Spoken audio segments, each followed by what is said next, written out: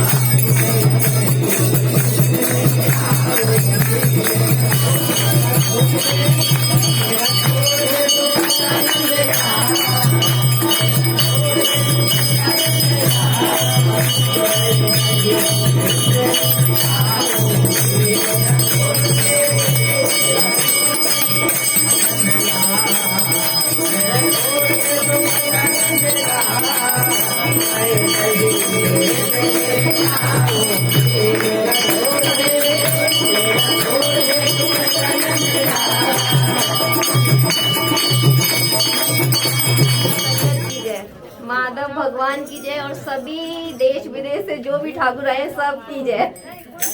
सब तालियां जोर से। और आज कृष्णम भगवान की छठी है, उनके माता को सभी परिवार को बहुत बधाई। बहुत बहुत शुभकामनाएं। देखो जो भी बांट रहे हैं आप बैठ जाओ आराम से, हलचल हो जाती है उससे। ये वाले प्रसाद बाद में बैठ। जो भी प्रसाद लाए बाद में अगर खड़े होके अपना अपना बांट देना आराम से, कोई ऐसी बात नहीं है, सबका बढ़ जाएगा प्रसाद जब जाने लगेंगे ना। हाँ अब आप खड़े होके अपना बांटते रहिए, बढ़ जाएगा पता। ऐसे हलचल होती है ना, आवाज होती है, सत्संग का आनंद जो है बिखर जाता है, ध्यान भंग हो जाता है।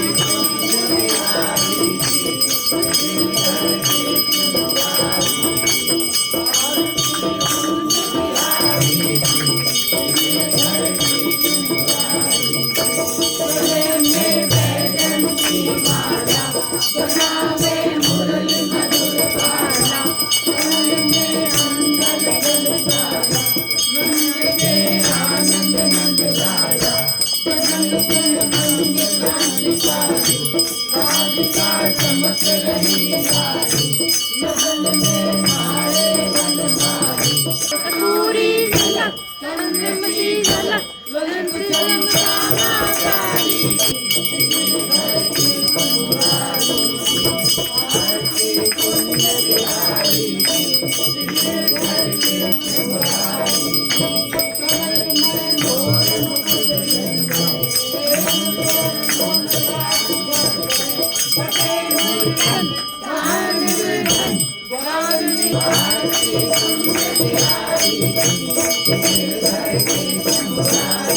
भारती कुंज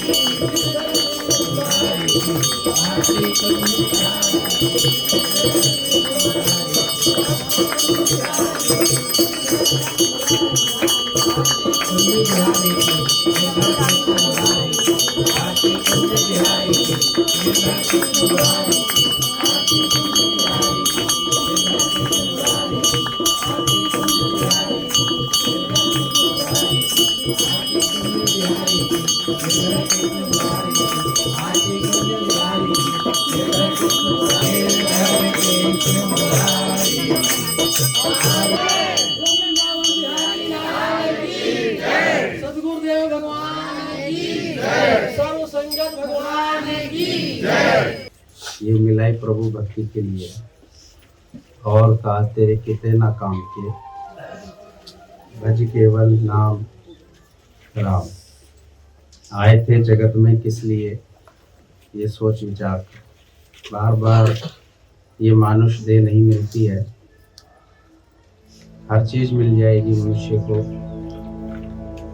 लेकिन ये जो संत समागम और हरि कथा है ये नहीं। 84 लाख योनियों के बाद ये शरीर मिला है, इसे किस तरीके से चलाना है ये गुरु बताते हैं। हम हर एक चीज सीख गए, लेकिन अपना जीवन कैसे चलाना है ये नहीं सीखे। शरीर को चलाना हमने सीखा। वृद्ध अवस्था में आप सब देखिए कि कितना मनुष्य अपने शरीर का ध्यान रखता है, इतना वो यौवन अवस्था में नहीं रखता। यौवन अवस्था में अपना खाएगा पिएगा मौज मस्ती करेगा, लेकिन जैसे उसकी वृद्ध अवस्था आती है तो वो समझ जाता है कि मुझे जीना है, मुझे अपने शरीर को ठीक रखना है। कितने तरीके से वो अपने खान पान को हर तरीके को व्यवस्थित करता है, लेकिन इतना वो यौवन में तो नहीं समझाना इस बात को कि मुझे किस तरीके से रहना। लाख यत्न को, इसलिए गुरु की शरण में आना बहुत जरूरी है। बिन गुरु घोर अंधे, हम समझ ही नहीं सकते हैं कि हमें किस तरीके से जीना है।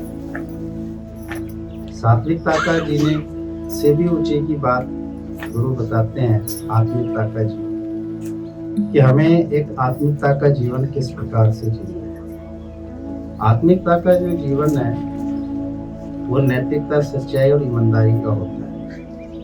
पाक पवित्रता और शुद्धता का होता है। कल भी मैंने आपको बताया, आज फिर बताता हूँ। इसमें से आप सबसे पहले प्रथम कार्य जो करना है, उसको झूठ को हटाओ। करोड़ रुपए का भी अगर नुकसान होए तो समझना फायदे में हो, क्योंकि भगवान की नजरों में चढ़ जाओ और उद्धार और कल्याण हो। क्योंकि भगवान को पवित्रता बहुत पसंद है, शुद्धता बहुत पसंद है। उसको ये धन दौलत शोहरत नाम जाति ये नहीं है पसंद, ये संसार वाले करते हैं इनको पसंद। जहाँ भी वो रिश्ता नाता करने जाएंगे वो यही चीज देखते हैं कि कितना है, कितनी पढ़ाई लिखाई है, मनुष्य कैसा है, वो ये नहीं देखते। उसकी काबिलियत और योग्यता को नहीं देखते। वो धन दौलत शानो शौकत रंग रूप कद काठी बस ये पढ़ाई लिखाई नौकरी व्यवसाय तक ही देखते हैं और सोचते हैं कि अब जो साथी है इसका वो बहुत सुखी रहे। लेकिन ऐसा होता नहीं है। सुखी जगत में कौन है? जो भक्ति सुमरन और सत्संग में आएगा, अपने नाम रूप का नाश करेगा, अपने अहमता ममता और कर्ता को हटाएगा, विषय भोग विलासों से अपने आप को मुक्त करेगा, सर्व तरह की इच्छाओं से अपने आप को हटाएगा। बहुत सहज और सरल था सुखी रहना, लेकिन मनुष्य ने इसे बहुत मुश्किल बना दिया कि हम सुखी कैसे हैं। सुखी भगवान की शरण में आके हैं। अब हम भगवान की शरण में ही नहीं आएंगे, हम माया में जाएंगे तो हम सुखी कैसे? आज का जीवन भी जो मिला है वो किस लिए मिला है? वो इसीलिए ही मिला है कि हम अपना उद्धार और अपना कल्याण। लेकिन हर एक की बुद्धि में ये बात नहीं आ पाती, क्योंकि भगवान प्रभु श्री कृष्ण ने कहा है कि मेरे से बड़ी भी मेरी माँ। स्वयं दादा भगवान ने भी कहा है कि एक निरिच्छा का जीवन बिताना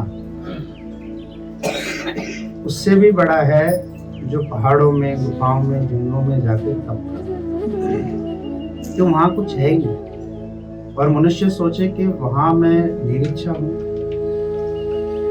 उसको नहीं माना। लेकिन जब एक गृहस्थ में रहते हैं और पूरी तरह निरिच्छा होती है, मान सम्मान की कितनी इच्छा होती है, कितने हक हुकूमत और अधिकार की इच्छा होती है, कितने खान पान की इच्छा होती है, भोग विलास की इच्छा होती है, कितने तरह की सेवाओं की इच्छा होती है।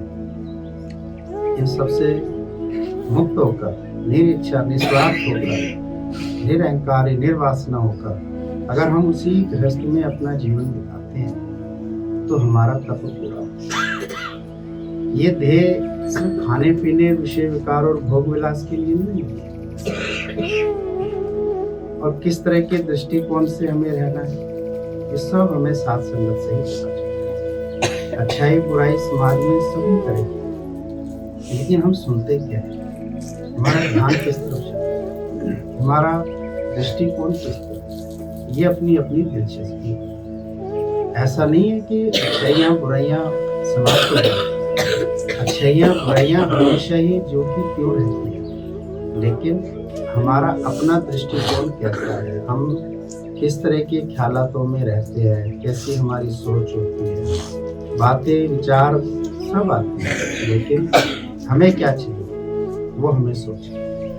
क्या मुझे सिर्फ भगवान ही चाहिए तो भगवान ही मिलता है, लेकिन वो कब मिलेगा जब हम भक्त हैं। अगर हम भक्ति नहीं है, हम भक्ति नहीं करते तब तो भक्ति करेगा कोई सो, हर एक के बूते नहीं हो पाते। भक्ति के लिए बहुत साफ दिल चाहिए, शुद्ध मन चाहिए, जो आप सबका है।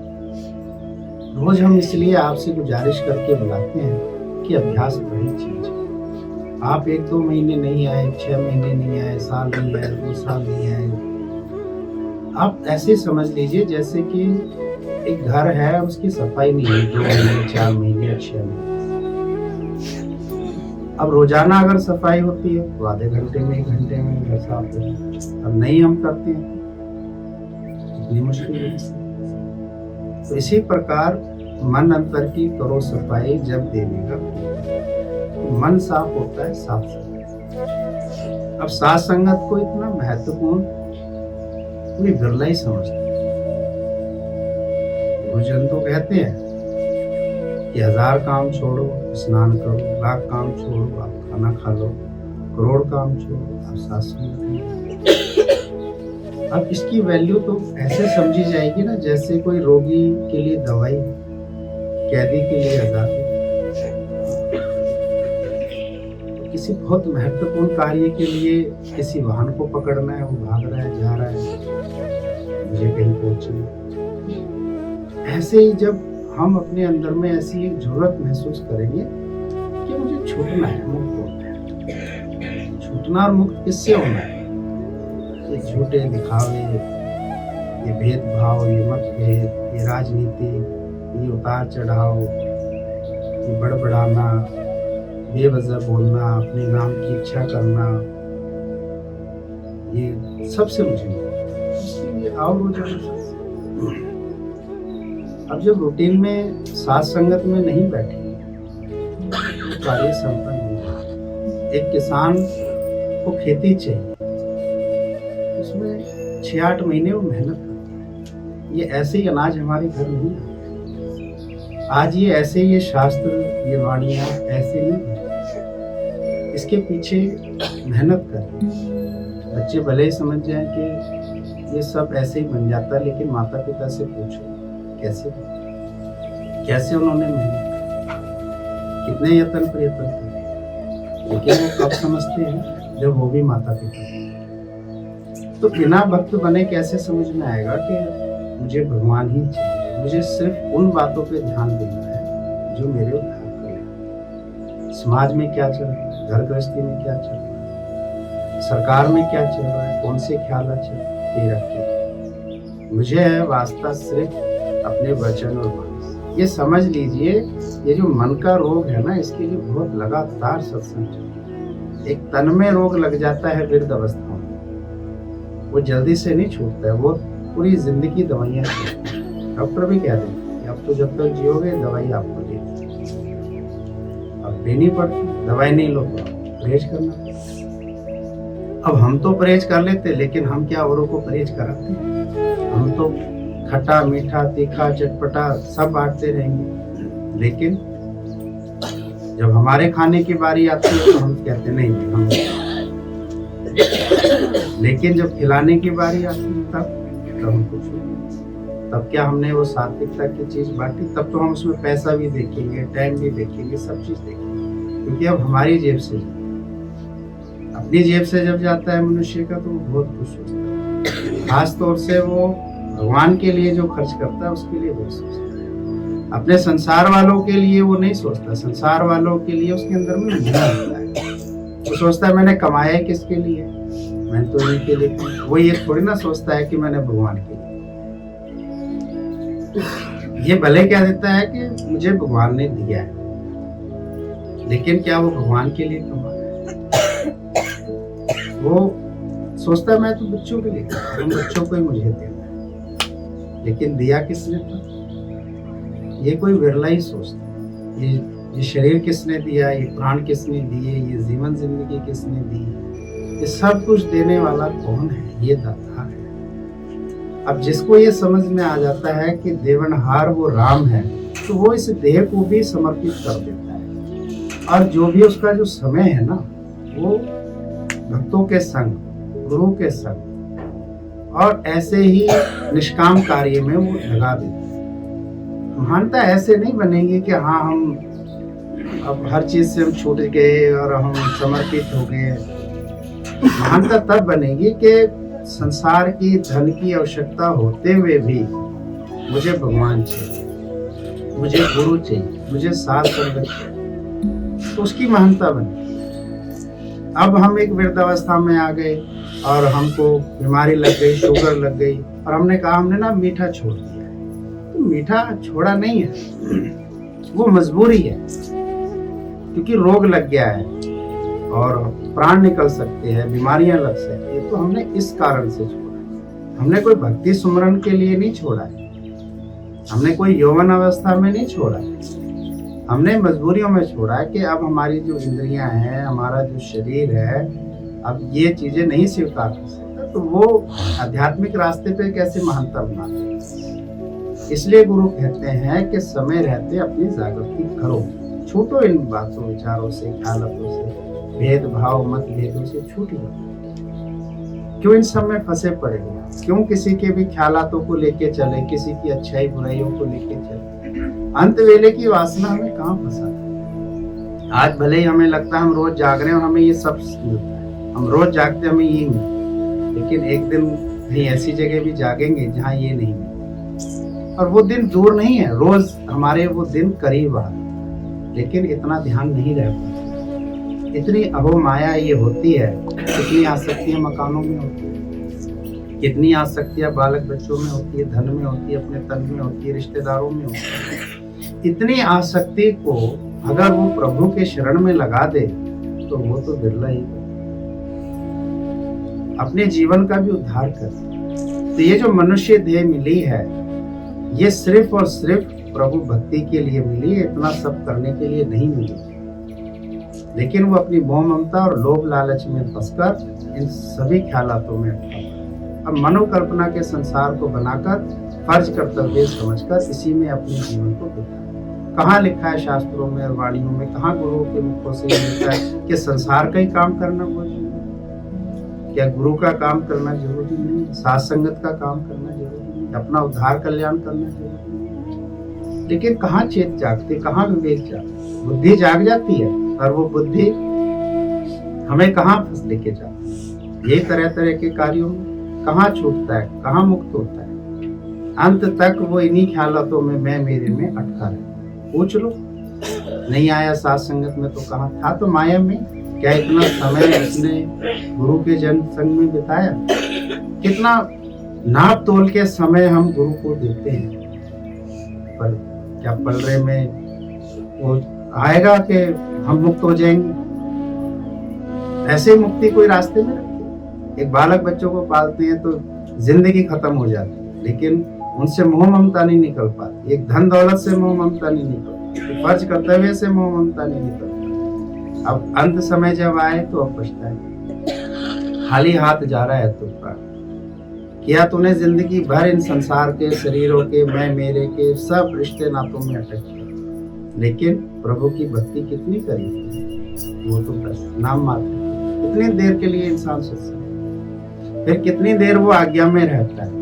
कहाँ रहता है कि अपने ही आप ही वो कुछ कुछ बोलता रहता है, अपने आप ही कुछ कुछ अपने मन से बनाता है। तो कहाँ मन नहीं झुकता है इतना गुरु के आगे? वो मजबूरियों में झुकते हैं, अफसरों के आगे मजबूरियों में झुकते हैं, क्योंकि हमें यहाँ से धन मिलेगा, यहाँ से हमारी नौकरी चलेगी। आस पड़ोस में भी कोई ताकतवर, कोई धन वाला देखता है तो उसके आगे झुकता है, लेकिन उसको झुकना नहीं। झुकना उसका मानिए जिसका अहंकार गुम हो गया, जो अंदर से निर्लेप और न्यारा हो। चतुराई चलाकी से नहीं मिलेंगे। मैं भी कह रहा हूँ और मेरे से आने पहले वालों ने भी कहा कि चतुराई चलाकी से आप चलते ही चले जा रहे हो, आप खुद ही देखिए, क्योंकि होशियारियां रखी, चलाकियां रखी, समझदारियां रखी। इस रास्ते पे चतुराई चलाकियां नहीं चलती है, संसार के रास्ते पे चलती है। वहां तरह तरह के हथकंडे अपनाए जाते हैं, क्योंकि ऐसा वो समझते हैं, तभी हम लोग चलते हैं। लेकिन आध्यात्मिक और ज्ञान और वैराग और प्रेम, उदारता और ये भक्ति के रास्ते पर सिर्फ और सिर्फ एक ही काम आता है, भोला। जिस किसी ने भी भोला भाव रखा उसका उद्धार और कल्याण। बात जरा सी पर समझने में उम्र गुजरती जा रही है। फिर वही मैं, मेरा, राग द्वेष, तरह तरह की चतुराई चलाकियां, कितना मान सम्मान, कितना सब कुछ है। मुर्दे को क्या चाहिए? ब्रह्मज्ञानी की अवस्था अंदर से मुर्दे की तरह। यहाँ के भी प्रलोभनों में अटकता है इंसान। अच्छा, ये मेरे लिए कर रहा है तो मैं भी इसके लिए, फिर नहीं है तो एक दूसरे को सिखाता है, तो उसके लिए ऐसे करना, तो उसके लिए ऐसे करना। क्या किसी के लिए क्या करना, क्या करना? क्यों अटकना इन सब में? क्यों ये सब इस तरह से करना? क्या लेना, क्या देना? इन सब से अपने आप को निर्लेप करके क्यों नहीं अपने आप को भगवान की शरण में, नाम रूप का नाश करो। भक्ति के लिए कोई मुश्किल नहीं है, पर ये मुश्किल तब है जब मैं साथ में। ऐसा नहीं कि सत्संग के लिए हम टाइम नहीं निकाल सकते, श्रद्धा भाव होगी तो आप दोनों टाइम आ सकते। अभी यौवन है, शरीर ठीक है, लगता है धन बहुत जरूरी है, मान सम्मान बहुत जरूरी है, फर्ज कर्तव्य बहुत जरूरी है। जिस दिन बीमार होकर पड़ गए, अब कैसे चल रही है सिस्टम? जिस दिन चले जाएंगे संसार से, अब कैसे चलता है ये सब चल। इसलिए गुरुजन बहुत जोर देते हैं कि वो काम बहुत जल्दी करो, श्वासों का नहीं भरोसा है जिस काम के लिए हमें ये शरीर मिला है। रोजाना इसीलिए हम जोर देते हैं कि अपना काम जरूर करें। वो तभी होगा जब हम इतिहास को खत्म करें। जब तक हम ये पुराने ख्यालात और बातचीतों को लेते हुए चलते रहेंगे, तरह तरह की विचारधाराओं में हम अटके रहेंगे, तब तक हमारा उद्धार करेगा। बहुत हल्के चाहिए, बहुत हल्के चाहिए। किसी की भी अच्छाई बुराई से तेरा की तुझे क्या लेना? तेरा वास्ता हो तो सिर्फ और सिर्फ प्रभु से हो, पर तब हो जब तू अपने को आत्मा जाने। अगर हम शरीर मानेंगे तो हम शरीर जैसी ही बातें समाज से उठाएंगे और समाज से ही हम वो इकट्ठा कर, यहाँ से भी कर लेंगे, कोई ऐसी बात नहीं है। दृष्टिकोण नजरिया अपना अपना होता है। अच्छाई बुराई होती नहीं है, लेकिन हमारी जैसी बुद्धि होती है वैसी ही अच्छाई बुराई हम बना लेते हैं। नहीं तो वही बच्चे अपने थे, उन्हीं के लिए हम अपने आप सब उनके रिश्ते लेके आए, लेकिन अब वो अच्छे बुरे क्यों लग रहे हैं? क्योंकि हमारी सुख स्वार्थ की बुद्धि ऐसी बन जाती है, फिर हमें ही अपने वाले भी ऐसे लगते हैं। और जिनसे हमारे कैसे रिश्ते होते हैं, देखो उनके लिए कितना धन खर्च करते हैं, समय खर्च करते हैं, कितनी भागा दौड़ी और बुद्धि लगाते हैं, लेकिन इतनी साथ संगत के लिए नहीं लगाते, इतनी गुरु की आज्ञा में नहीं लगाते, क्योंकि अंदर में मैं रखा। तो भक्ति करनी बहुत आवश्यक है, उतनी आवश्यक समझ लीजिए जैसे बालक के लिए खिलौना, यौवन के लिए कार्य और वृद्ध अवस्था वालों के लिए या रोगी के लिए एक औषधि की अवस्था। इस तरीके से अगर हम अपने जीवन में समझें कि भक्ति की आवश्यकता बहुत जरूरी है, समय का कोई भरोसा नहीं। इस मृत्यु लोक में चारों तरफ मौत मंडरा रही है, चारों तरफ इलेक्ट्रिसिटी है, चारों तरफ हमारे हैं, इतनी ऊंची ऊंची बिल्डिंगों में हम रहते हैं, चारों तरफ हमारे वाहन दौड़ते हैं, चारों तरफ इतनी बीमारियां दौड़ती हैं, चारों तरफ का जो माहौल है, कितने वैरी दुश्मन, और हम सोचते हैं कि हम तो ऐसे ही जीते रहेंगे, क्योंकि मनुष्य अपनी मृत्यु को भूल जाता है कि वो सोचता है कि मैं मरने वाला नहीं, अहंकार हो जाता है।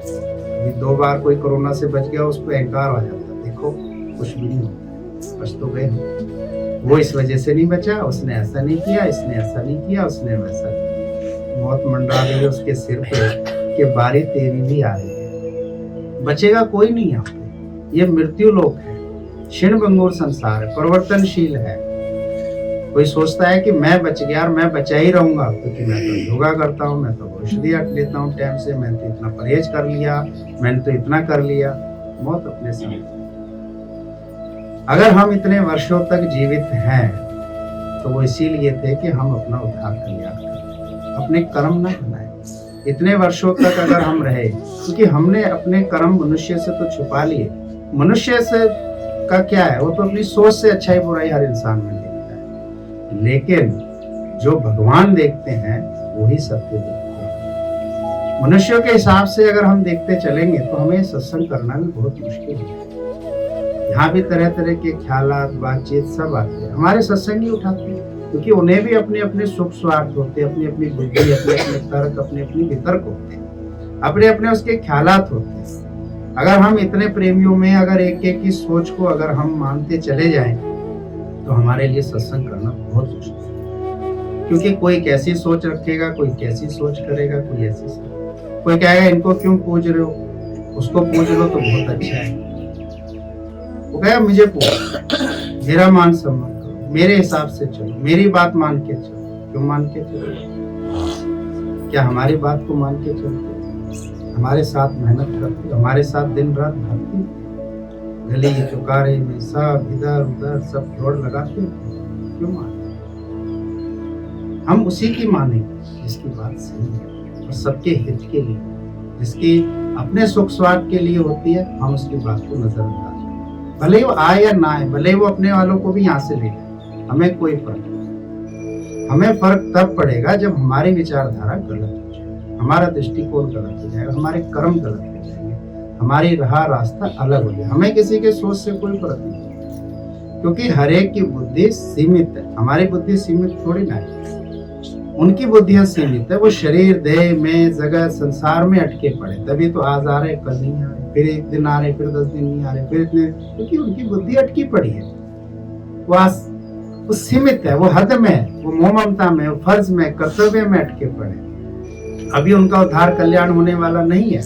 वो फिर मरेंगे, फिर यहाँ पैदा होंगे, फिर मरेंगे, फिर यहाँ पैदा होंगे। वो अपने आवागमन के चक्र को छुड़ा ही नहीं सकते।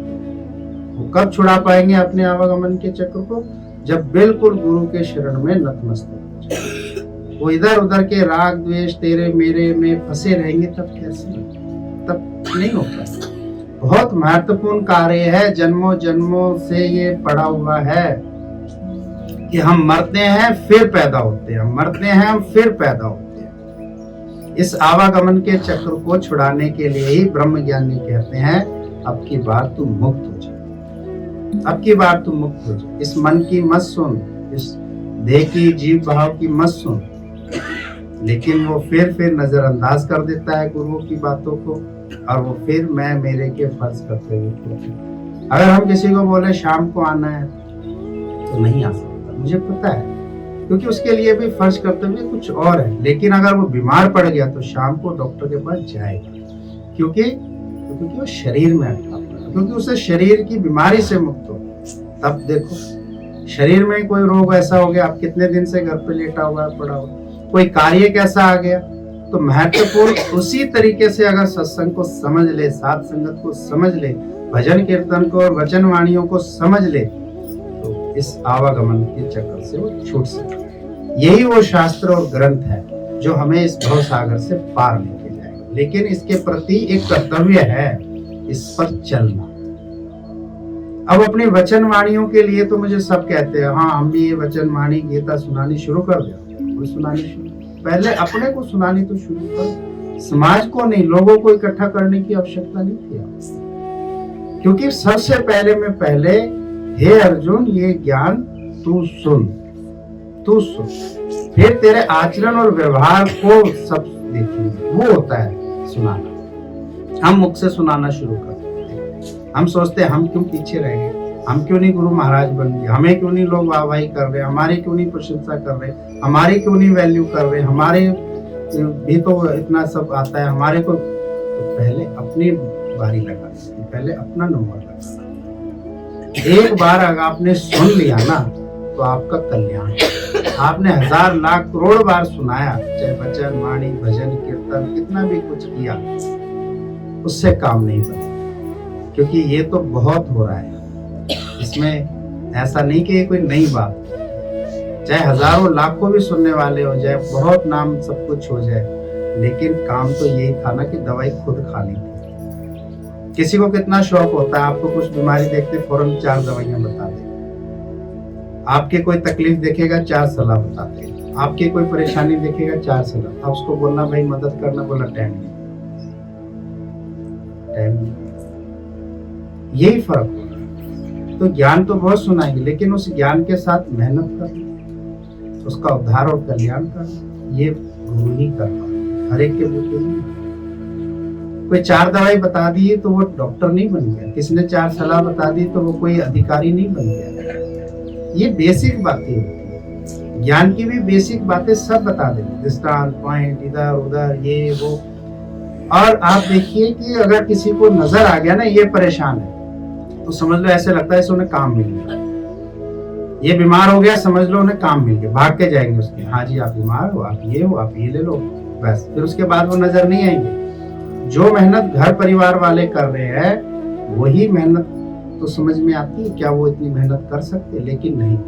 एक समाज की वाहवाही के लिए, प्रशंसा के लिए इंसान ऐसे ही करता है, क्योंकि उसमें बुद्धि की जागृति हो गई, विवेक की जागृति हो गई। क्योंकि बुद्धियां हमें चतुराई, चालाकियां, होशियारियां, समझदारियां सिखाती है, लेकिन जो विवेक है वो हमें श्रद्धा, भाव, प्रेम सिखाता है, भोलापन सिखाता है। और जिसका मन भोला हो गया उसे भगवान, क्या मुझे भगवान मिल गया? मिल गया ये सारा जग, सारा इनको बटोरने से मिलता क्या मिले? क्या बाब हुआ? फिर से एक माया से छूटे, दूसरी माया में उठे। आखिर में तो फिर फंसे हुए ना, उतने सारे रिश्ते नातों से छूटे, इनको रिश्ते नाते बना के इनमें बटोर के इनमें बैठे। जो काम करना था सो किया नहीं, गुरु के उस आदेश को, उपदेश को समझा नहीं। अब बोलना था फायर सामने करना है, फायर अपने वालों में करने लग गया। तो ज्ञान को अपनी तरफ लेके चलो कि क्या मैं ज्ञान की कसौटी पे खरा हूं? क्या त्याग वैराग किया बताओ? कि हमने ये त्याग वैराग किया, हमने ये गुरु के लिए छोड़ दिया, हमने ये संसार के लिए दिन भर निकलते हो घर से, संसार के लिए दिन भर घर का काम करते हो, संसार के लिए कितने महीने पहले सब तैयारियां शुरू कर देते हैं, संसार के फर्ज कर्तव्य के लिए क्या क्या नहीं करते। क्या इतना सब कुछ हमने गुरु के लिए, साथ संगत के लिए, सत्संग? ये खुद ही अपने आप से प्रश्न करो। ये मत सोचा करो कि भाई मेरे लिए बोल रहे हैं, उसके लिए बोल, हमें कोई शौक नहीं। आप आ रहे हो या नहीं आ रहे, आपका मन है या नहीं, हमें कोई फर्क नहीं पड़ता। आप आए हो, हम आपको एक बात सुना, एक वचन हम आपको सुना। आपका मन है सुनो, नहीं है तो आपका दिल करता है इस पे चलने का तो चलो, नहीं है तो मत चलो। लेकिन आप आओगे, आपको यही मिलेगा। हम आपके हिसाब से नहीं चल सकते, डॉक्टर क्या पेशेंट के हिसाब से चलेगा, ये सरकार क्या हमारे हिसाब से चलेगी? माँ बाप चल सकते हैं बच्चों के हिसाब से, क्योंकि में मोह ममता होती है। सरकार में मोह ममता नहीं होती। सरकार का जो कानून बन गया सब चल रहा है। मरो या जियो, कुछ है। नोटबंदी करनी है तो कर ली, लोगों को बंद करना है तो कर ली। अब उसमें कितनों को परेशानी है, कितनों के बिजनेस ठप हो गए, कितनों के सब कुछ हुआ, तो लोगों को फायदा भी हुआ। किसी के करोड़ों गए तो किसी ने कहा हमने करोड़ों कमाए। तो ये फेरबदल तो होता है, चलता है। तो ऐसे ही गुरु, सतगुरु और महापुरुष भी हमारे उद्धार कल्याण के लिए हमें आपकी जान पहचान, आपकी पोस्ट, आपकी विद्या, आपकी योग्यता, आपके घर, कुटुंब, कबीले, आपके धन दौलत से हमने क्या लिया? हमारे लिए वो धूल है जिसका हम इतना मूल्य समझते हैं, उसका मूल्य तो वो संसार वाले, देह और जीव भाव वाले करेंगे। जो घर गृहस्थी के जो बालक बच्चे आएंगे ना, जिनका ब्याह शादी कर, वो देखेंगे हाँ भी बिल्डिंग तो बहुत ऊंची बनाई, गाड़ियां भी खड़ी हैं, इनके तो पढ़े लिखे भी, हाँ जी जल्दी से शादी, जल्दी से इन्हें अपना बना लो, जल्दी से। हम लोग नहीं होते, हम लोग सिर्फ यही देखते हैं कि इस व्यक्ति के अंदर में भाव, श्रद्धा, प्रेम कितनी है, इस व्यक्ति के अंदर में उदारता कितनी है, ये निरीक्षा कितना, निस्वार्थ कितना, इसके अंदर में कोई छल कपट, ठगी, बेईमानियां तो नहीं, कोई दिखावे तो नहीं, कोई भेदभाव मतभेद तो नहीं, कोई तेरा मेरा राग द्वेष तो नहीं है, कोई लोभ लालच तो नहीं है, कोई विषय विकार भोग। हमारी क्वालिटी ये होती है देखनी। हमें शरीर, उम्र से, जाति से, इनसे, चाहे वो यौवन शरीर हो चाहे कोई हो, वो उनका काम है, हमारा काम नहीं है। हमारा काम है सिर्फ और सिर्फ आत्मा देखना। संसार का काम क्या है? फलानी कहाँ जा रही है, फलाना क्या कर रहा है, वो अच्छाई लेगी, वो बुराई लेगी, वो उसका दृष्टिकोण है, वो अपनी अपनी सोच है, वो अपनी अपनी विचारधारा है। लेकिन गुरु सिर्फ और सिर्फ हमारी आत्मा को देखता है, बस हमारे मन को नहीं। मन तो भरा ही पड़ा है कचरे से, ऊपर से हम भले कितना लेप लगाते हैं, यहाँ भले कितने सीधे होके बैठ जाए, पर पता है कि चलना इसको अपनी रहा है। तो अब नहीं हो रहा उद्धार तो मुझे कोई दोष थोड़ी ना है, मैं तो निर्दोष होके बैठा हूँ, मेरे लिए तो सब बराबर। आप आओ, मेहनत करो, आप पाओगे। आप सोचो नहीं जी हम तो मेहनत करेंगे नहीं, हमें तो मिलता रहना चाहिए, कैसे पॉसिबल है? फिर नहीं हो सकता। यहाँ तो खुद से मेहनत है। संसार में माँ बाप मेहनत कर सकते हैं बच्चों के लिए, पत्नी कर सकती है, पति कर सकता है, रिश्तेदार कर सकते हैं, यहाँ नहीं कर सकते। यहाँ आपको खुद ही मेहनत करनी पड़ेगी। आप आ सकते हो किसी के साथ, जा सकते हो किसी के साथ, लेकिन मेहनत आपको खुद करनी और अपनी विचारधारा पे करनी। आखिर कब तक मैं इस विचारधारा से चलता रहूंगा? आखिर क्या मिला इस विचारधारा से? गिरावट ही तो आती, उठ तो नहीं पाए, उन्नति तो नहीं पाए। संसार की नजरों में भले ही चढ़ गए, लेकिन गुरु की नजरों में तो आज भी गिरे। क्योंकि गुरु को क्या चाहिए, भगवान को क्या चाहिए? गुरु और भगवान को सिर्फ और सिर्फ तेरी आत्मा की तरक्की चाहिए, और हम फंस गए इस नाम शोहरत बढ़ाइयों में, इन रिश्ते नातों में, इन मोह ममताओं में अटके, इस लोभ लालच में अटके। कहाँ लिया वानप्रस्थ? आप देख लो, इतनी बड़ी बड़ी उम्र के बैठे हुए, क्या हमने वानप्रस्थ लिया होगा? तो वानप्रस्थ तो कोई बिरला ही लेगा ना, कि हाँ सबसे छूटकर मैं आपके चरणों में समर्पित। तो तभी होगा जब विश्वास होगा, जब समझ में आ जाए मैं भव सागर में फंसा पड़ा हूं, मुझे यहाँ से छूटना। एक जेल में फंस जाते तो कितने तिकड़म लगाते, कितने अफसर से, जेलर से, वकील से, जज से, सबसे वो लगाते जो साम दाम दंड भेद सिफारिश पैसा जैसा भी हो, सच झूठ करके भैया मुझे यहाँ से बात कर, मुझे पुलिस वास्ते, मुझे यहाँ से जाना। ऐसे ही समझ में आ जाए कि संसार ऐसी कैद है, हम यहाँ से निकला कैसे जाए, बस तो फिर गुरु की सुन लो, इस संसार की मत सुनो। अब हम संसार की बड़ी दिलचस्पी सुनते, किसी स्त्री की बात आ जाए, ऐसे चटपटा हुआ एक आता था ना आजमोला, उससे सुनो। किसी पुरुष की आ जाए, बड़े उसको भी सुनते हैं, बहुत अच्छे से सुनते हैं, किसी की बुराई, निंदा, चुगली, राग, द्वेष, गुरु की भी सुनते रहेंगे, साथ संगत की भी सुनते हैं। जाते जाते गुरु को ऐसे नहीं होना चाहिए था, सत्संग में ऐसे नहीं होना चाहिए, सत्संग में ये क्या कर दिया, सत्संग में वो क्या कर दिया, ये भाई बताओ धूप बत्ती जला दी, अरे भाई तूने मच्छर की जलाई तब बुराई नहीं हुई, मैं हमने धूप बत्ती भगवान की जलाई तो हमारी बुराई हो गई। तो दुनिया के पीछे लिपापोती करके घूम रहा है, वो अच्छा है, और हम भगवान के पीछे घूम रहे हैं, हम बुरे हुए। तो मोह ममता में दिन भर घूम रहा है, इधर उधर जगत में, संसार में, इतने महीने भागा दौड़ी सब कर रहा है। तूने आर्टिफिशियल पौधे लगा के नकली घरों में, और हमने माँ तुलसी लगा दी, हम बुरे हो गए, हम बुरे हैं, वो अच्छे हो गए। तो ठीक है भाई, तेरे दृष्टिकोण से है, लेकिन गुरु के और भगवान के दृष्टिकोण से हम बहुत अच्छे, बहुत अच्छे। आप देखो किसी के ऑफिस में ऐसा सेटअप है, उल्टी सीधी चीजें रखी हुई है टेबल, उल्टे सीधे घरों में सजावटें रखी है, कैसे कैसी वो तस्वीरें टांग रखी है, कैसे कैसे सब कर रखे हैं, कैसे कैसी चीजें उन घरों में देखते रहते हैं। जो बालक बच्चे अलग कमरों में पड़े हुए हैं ना, वो समझ लो क्या क्या चीजें देखते हैं। उससे हम भाई बहुत पढ़ लिख रहे हैं, हमारे बहुत इंटेलिजेंट। मैंने कहा जरा लाना 10 दिन हमारे सत्संग में, आ जाएंगे वो? नहीं आ सकते, नहीं रह सकते। जैसा हमारा खान पान पहनना ओढ़ना है, ऐसे नहीं रह सकते। वो सोचते अरे ये तो बहुत बेकार की चीजें है, बहुत वो है। मैंने कहा इसी से ही उद्धार होगा, इसी से ही मोक्ष मिलेगा। बिना शास्त्र की पढ़े, बिना वचनवाणी सुने, बिना गुरु के पास आपने घर पढ़ते रहो, कुछ नहीं मिलेगा। बच्चा अपने घर पढ़ता रहा, कुछ नहीं मिलेगा। उसे स्कूल में नाम लिखाना पड़ेगा, स्कूल पहुंचना पड़ेगा। हम घर कितने ही पढ़े रहे, मेहनत करनी पड़ती है। जब तक हम मेहनत नहीं करेंगे, और मेहनत किस पे करनी है, अपनी मैं पर सोचो।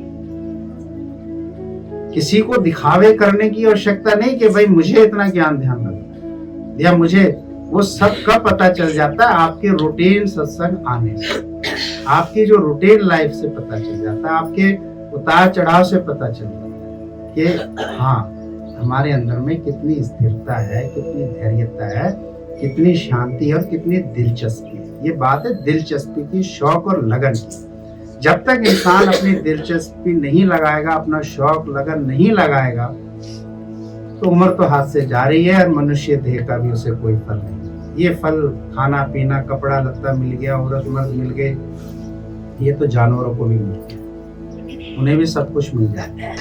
लेकिन नहीं मिला भगवान तब तक। और भगवान कब मिलते हैं, जब वो गुरु के आगे नतमस्तक। नौकरी कैसे मिलती है, जब पढ़ाई करता है तभी तो मिलेगी। अब उसने पढ़ाई करी नहीं, बोला मुझे तो नौकरी मिल जाए, कैसे मिलती? तो उसी प्रकार जब हम गुरु के आगे नतमस्तक हो जाते हैं, तो हमें भगवान मिल जाते हैं। खुश।